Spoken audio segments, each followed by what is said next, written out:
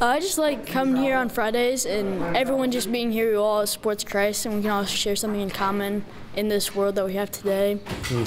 Why is it so important for you to incorporate your faith in Jesus into how you compete and how you're a student for that matter too? I feel like when we do sports, it's just about performance, but it's really not. It's more for doing it for Him, and we have to realize that He's the reason why we're doing it, and not just because we want to. Tell me how mindful you are, when you're competing, of Jesus, that those gifts do come from Him. Like before a wrestling match, I was telling myself it's not important. It's just a game. It's more for you. It's for Him, not me. And all the glory that I get from it is His. So you're what, like 13 going on 30? Aren't 14. You talk like a 30-year-old. I love it. Well, tell me about what happens here. What could kids expect if they've never been to FCA? You could just expect like an easygoing talk about our Lord and Savior. We read some Bible verses. We do some discussion questions. We're all in groups, so it's nothing on your own. How important is it to break off into those small groups to really get up close and personal? Then? I think it's pretty important because then you can just dive deep into the understanding of the Word, and the questions really help get your mind going too. And when you're discussing it with friends, I think it's a lot better than just thinking about it with yourself. Some kids might be a little, I don't know if this is for me. What's your encouragement for kids to try FCA? Well, even if you don't think that you like it, just come, because I'm sure that there will be someone that you know and that you like here, and that they'll sit with you and then show you what to do. You walk in the morning and there's normally breakfast, so you eat your breakfast, and then we have an opening prayer, and then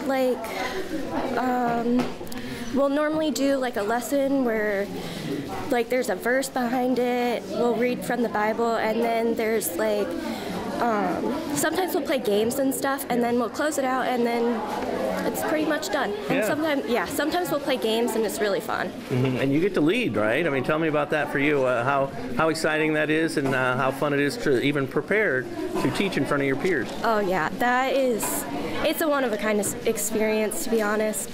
The first time I led was with John, and it was awesome. We didn't do a lesson from our Bible. We totally went out of course and did. I don't remember what the book was called, but it was so much fun, and we had a blast. Why has it been so important for you to incorporate your faith into everyday life, whether it's walking these hallways or competing for your school? I get very anxious, so I pray before games, meets.